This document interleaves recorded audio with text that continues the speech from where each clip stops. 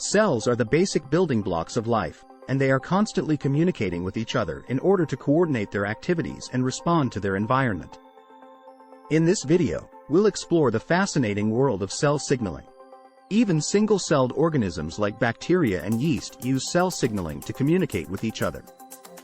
They do this in order to coordinate their activities and respond to changes in their environment. One example of cell signaling in single-celled organisms is quorum sensing. In this process, bacteria release chemical signals called autoinducers into their environment.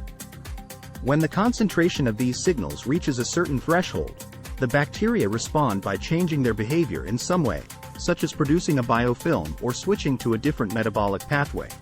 In multicellular organisms, cell signaling is even more complex. Cells must communicate with each other in order to coordinate their activities and ensure that the body functions properly. One example of cell signaling in multicellular organisms is neurotransmission.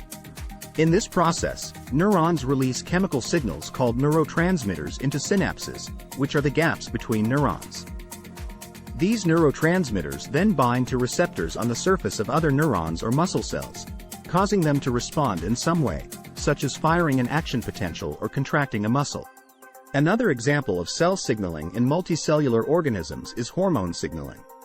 In this process, cells release hormones into the bloodstream, which then travel to target cells in other parts of the body.